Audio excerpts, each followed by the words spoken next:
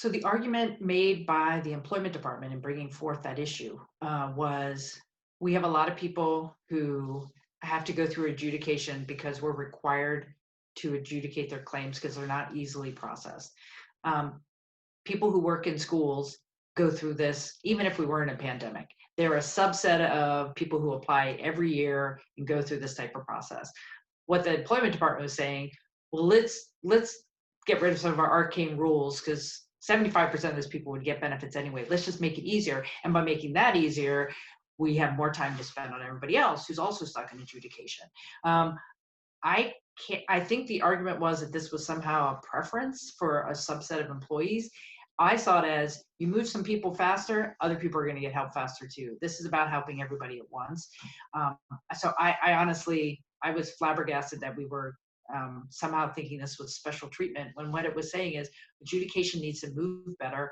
We have too many people stuck there. And as I said in committee yesterday, I literally know two people who would be improved, people I know in my community. One's an educator who's like, this happens all the time. Can I, they're going to take time to do this. I get it. But I can't even call anybody now. I don't even know how to get through the process. That person would have been helped. And the other person who's like, I always go to adjudication because they don't understand my job, but I can't talk to anybody either. That person would have been helped because there'd be less people stuck in the educator pipeline. So I really don't understand what the problem was. Well, there's always, hindsight is 2020, right? So on the budget side, which was the top priority for the session, we have been having meetings with the Republican leaders for Peter and I for at least 4 to 6 weeks. Regular meetings. Here's where the budget is. Here are where the reduction lists look like. They had a private meeting with the tri-chairs so they could understand how the budgets would affect some of the Republican priorities. I mean, we were spending a lot of time talking about the budget and really focused on that. And in hindsight, as soon as we knew that there was going to be this request from employment, we should have flagged it for the leaders. We should have had this stuff in front of them sooner. As soon as we got the legislative concepts drafted, we shared them. But it happened to be about, I think it was last Wednesday or Thursday. So some legislators they think that's too last minute. We're surprising people. Again, we're in a pandemic. Employment department needed help. I don't know why we didn't get them earlier. But nonetheless, we had them and we were coming in and they needed statutory changes. Why wouldn't we try?